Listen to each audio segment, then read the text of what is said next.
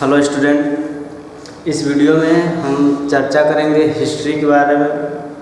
तो आज class 9th के लिए और क्लास 9th का ये दूसरा चैप्टर है और आज हम शुरू करने वाले हैं दूसरे चैप्टर को। इस पार्ट का नाम है यूरोप में समाजवाद एवं रूसी क्रांति, यानी कि यूरोप में समाजवाद की शुरुआत कब कैसे हुई और रूसी क्रांति के बारे में हम पढ़ेंगे। तो रूसी क्रांति हुई कब थी? रूसी क्रांति हुई थी 1917 में, अक्टूबर 1917 में। अभी हम लोगों को इससे पहले की अभी बातों को देखना पड़ेगा। तो पिछले अध्याय में आप लोगों ने पढ़ा है फ्रांसीसी क्रांति के बारे में। तो उससे रिलेटेड अगर हम बात करें तो फ्रांसीसी क्रांति के समय, उस समय क्या था, फ्रांस में कई स्टेट के लोग थे, जैसे कि कुलीन वर्ग था, मध्यम वर्गीय लोग थे, वहाँ पे पादरी लोग थे। इनका सभी लोगों का मतलब अपना अलग अलग सोच रहता था, अलग अलग प्रकार की सोच रखते थे। तो जिसमें यही माना जाता है कि मध्यम वर्गीय जो लोग थे, कुलीन वर्ग के जो लोग थे और पादरी जो लोग थे, वो लोग मतलब एक साथ मिलकर के चलते थे। और ये लोग मध्यम वर्ग के लोगों को काफ़ी मतलब निचली नज़रिए से देखते थे, मतलब नीचा समझते थे। लेकिन जब फ्रांसीसी क्रांति हुई उसके बाद धीरे धीरे वहाँ की सामाजिक स्थिति जो है और आर्थिक स्थिति है जो धीरे धीरे बदलाव होना शुरू हुआ। और उसके बाद वहाँ के लोगों को, महिलाओं को और वहाँ के जितने भी मतलब बच्चे थे जो काम करने लायक थे, धीरे धीरे उनको रोजगार मिलना शुरू हुआ। तो सबसे पहले हम पहले हेडिंग के बारे में चर्चा करेंगे और वो हेडिंग होगा उदारवादी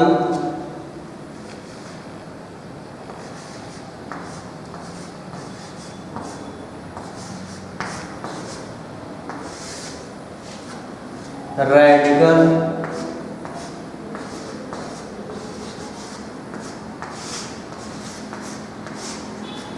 और रूढ़िवादी।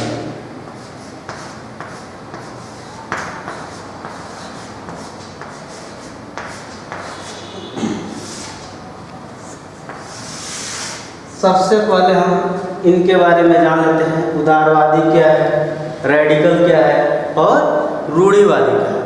तो उदारवादी ऐसे लोगों का समूह था जो चाहते थे कि वहाँ के राजा का जो सत्ता था उसको समाप्त करके एक गणराज्य का स्थापना हो, एक लोकतांत्रिक देश की स्थापना हो और उसका जो उत्तराधिकारी बने उसको वहाँ के लोगों द्वारा ही चुना जाए। और जो उदारवादी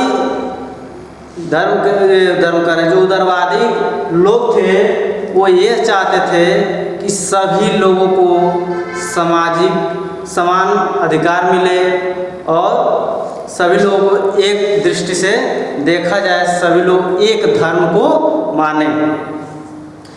और अगर हम बात करें रेडिकल की तो ये लोग भी यही चाहते थे, जो उदारवादी लोग चाहते थे। लेकिन इनका मानना था कि जो काम हो रहा है, जैसे कि ये लोग कहते थे कि जो पूंजीपति हैं, ठीक, पूंजीपति और औद्योगिक वहाँ के जो थे, औद्योगिक का मतलब जितने भी अमीर लोग जिसके पास कल कारखाने थे वहाँ पे, जिनके पास अधिक ज़मीन जायदाद थी, पूंजीपति में ही आते थे।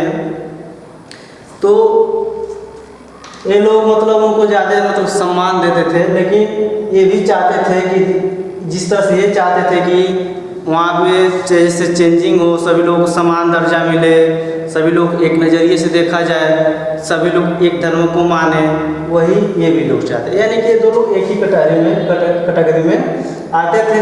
अगर हम बात करें रूढ़िवादी की तो ये थोड़ा हटके थे। इनका जो इच्छा था, ये चाहते थे कि जिस तरह से चलता चला आ रहा है शासन, जो व्यवस्था थी, राजा शासन करते थे, चाहते थे कि वही व्यवस्था चलते आए, लेकिन ऐसा हो नहीं पाया। जब फ्रांसीसी क्रांति हुई उसके बाद से धीरे धीरे, हम बताएंगे आप लोगों को, वहाँ की समाज में धीरे धीरे चेंजिंग होने लगा, आर्थिक स्थिति चेंज होने लगी, सब सुदृढ़ होने लगा। तो इन लोगों का भी धीरे धीरे जो ख्याल था कि नहीं ऐसे ही होना चाहिए, राजा का जो शासन चल रहा था वैसे ही शासन चलना चाहिए। तो बाद में जाते जाते इनका भी जो है दिमाग वो भी धीरे धीरे चेंज होने लगा। तो 1800, अगर हम 15 की बात करते हैं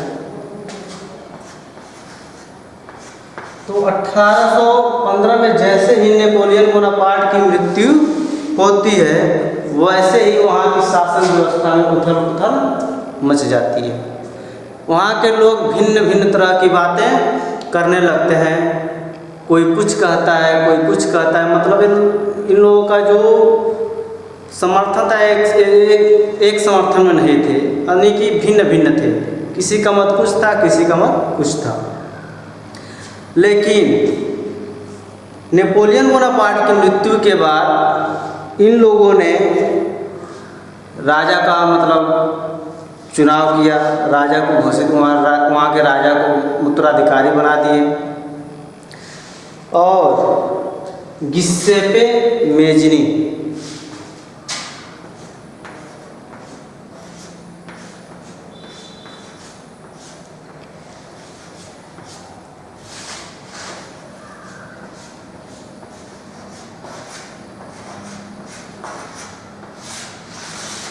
गिस्सेपे मेजनी की अगर हम बात करें तो गिस्सेपे मेजनी ने क्या किया था, वहाँ के जो उदारवादी लोग थे और रेडिकल लोग थे इनका समर्थन प्राप्त किया और उसने क्या किया, राजा के खिलाफ साजिश रचना शुरू कर दिया। अगर चलिए आइए अब पहले टॉपिक को हम देखते हैं।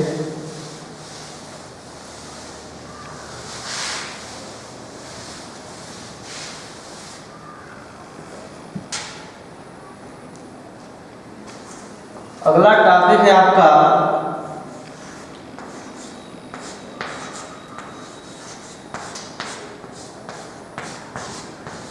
औद्योगिक समाज और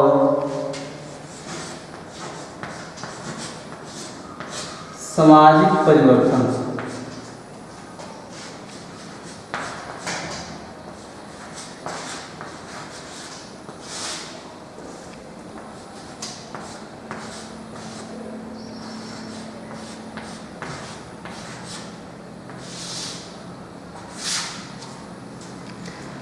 औद्योगिक समाज क्या था और सामाजिक परिवर्तन।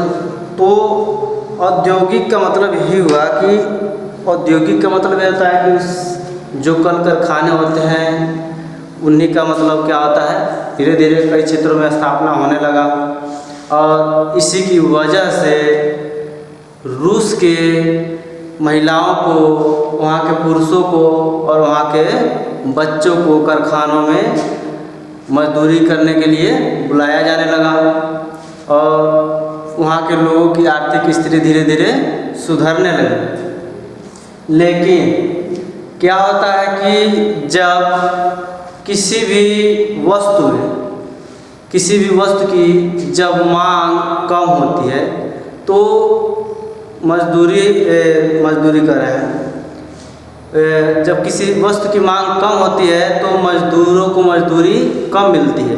कम किस लिए मिलती है, तो कारण यही है कि जब मांग कम होगी तो लोग वस्तुओं को कम खरीदते थे और कम खरीदने की वजह से लोग काम कर नहीं पाते थे।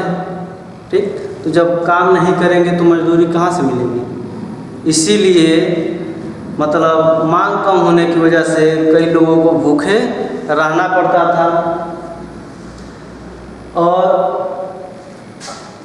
औद्योगिक क्रांति में भी बहुत तेज़ी से वृद्धि हुआ। रूस के विभिन्न क्षेत्रों में कारखाने, कल कारखाने की स्थापना हुई और सबसे तेज़ी से जो विस्तृत हुआ वो था वहाँ का रेलवे। रेलवे बहुत तेज़ी से विस्तृत हुआ। ऐसे ही कार्ल मार्क्स और फ्रेडरिक एंगेल्स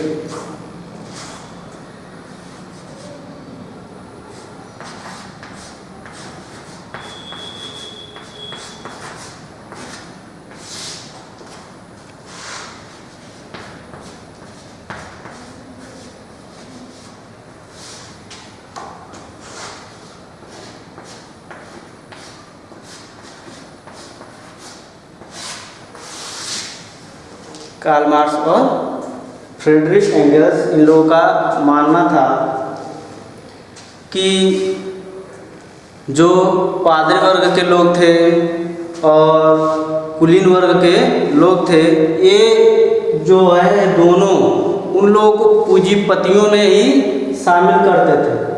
पूंजीपतियों या औद्योगिक पुरुष में, यानी कि औद्योगिक, यानी कि ये जो औद्योगिक क्षेत्र है और जितने भी मतलब जमींदारी व्यवस्था है सब किसके अंडर में आ रही है? पूंजीपतियों के अंडर में आती है।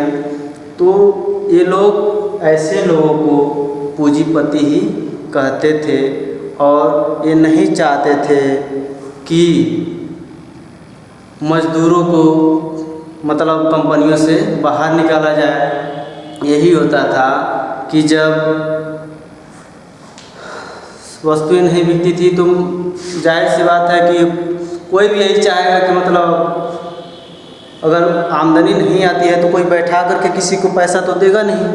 इसी की वजह से, चूँकि ऐसा नहीं करना चाहिए, जब आदमी इतना मेहनत आपके लिए करता है तो उसकी जब स्थिति थोड़ा सा खराब होती है तो आपका फर्ज बनता है कि आप उसकी मुश्किल घड़ी में आप उसके साथ आएँ। लेकिन ये लोग ऐसा नहीं करते थे। तो इन लोगों ने भी ऐसे पूंजीपतियों का काफ़ी जम करके विरोध किया। तो अब इसके बारे में अब हम चर्चा बंद करते हैं। अब मिलेंगे आप लोगों से अगले वीडियो में, तब तक के लिए धन्यवाद।